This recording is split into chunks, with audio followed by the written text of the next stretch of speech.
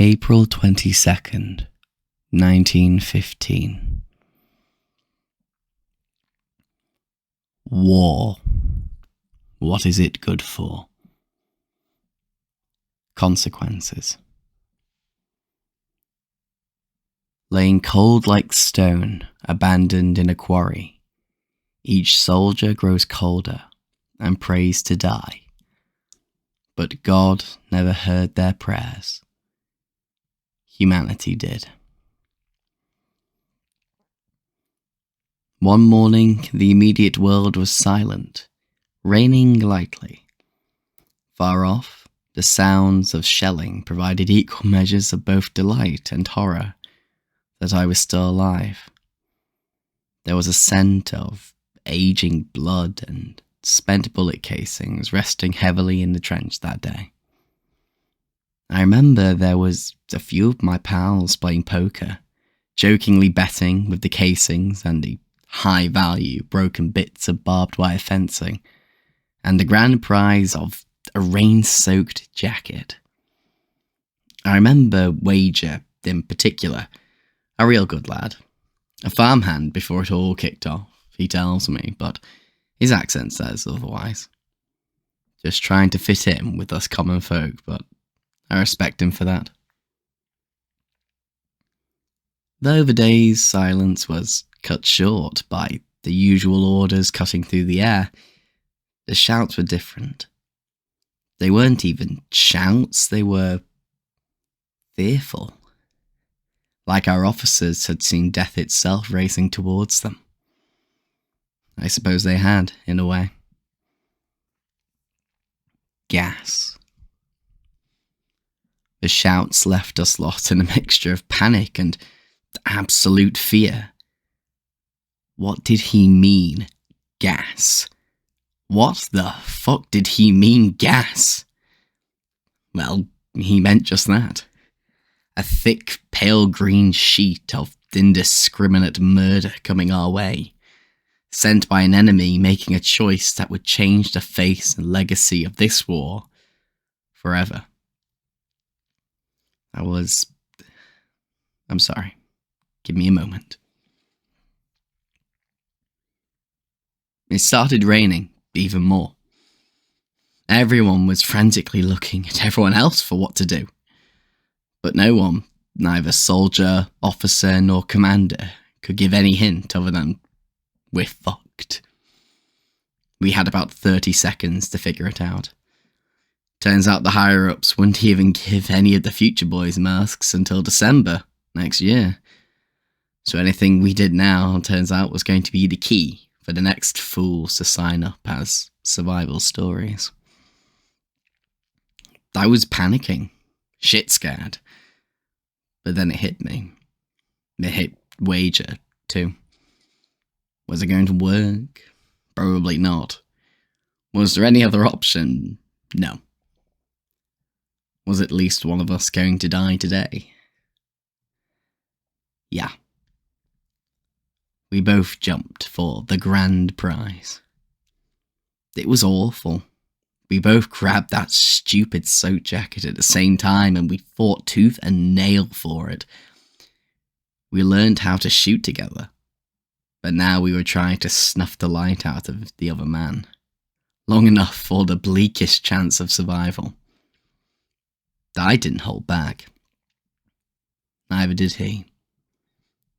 I'm sorry, Wager, we got so bloody.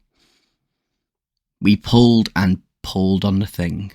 I punched that man so many times in the face. It's a testament to his resilience that he could keep fighting back and give me the same punishment. We didn't want to conquer the other soul, we just wanted to live. But I won.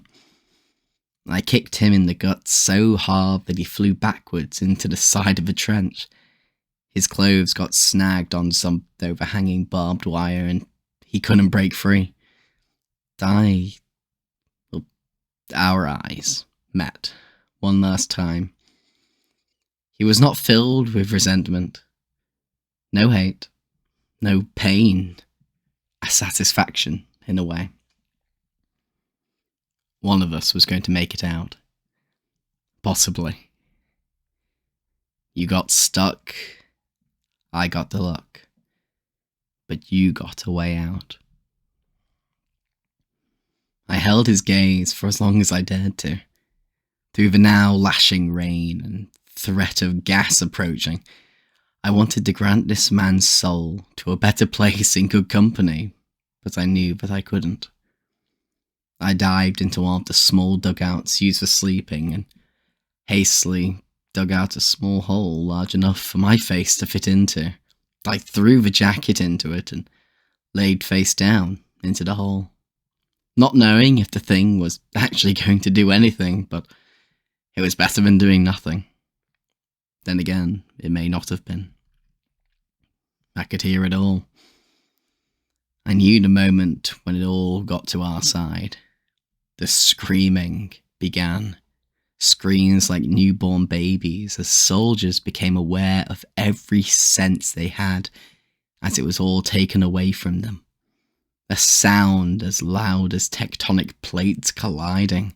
The smell, though muted by the jacket, was thick with putrid stench of the bowels of my comrades becoming separated from their bodies. I knew it was mostly Wager.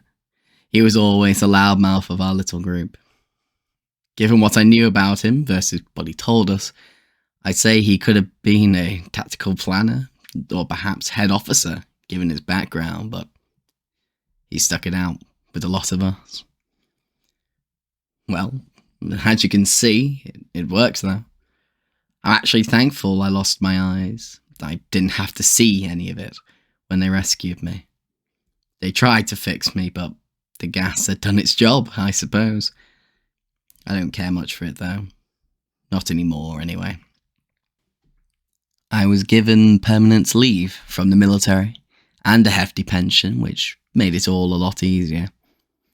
Meant I had an excuse to be more lazy, I suppose. Laura's lovely, however. We get on swell, and she's always taken care of me. I always tell her that if I was 30 years younger, I would have stolen her away by now, and she always laughs. What I wouldn't give to see that old kid again. I jokingly apologised for breaking his jaw, to which he'd laughed through an apology for knocking some of my teeth out of me. We reminisce about basic training and the lads we used to know. I'd wish the old boy well and tell him I'll be joining him again soon. Isn't life such an odd thing? We can wish for so much outside of it whilst we exist here. I won't be long.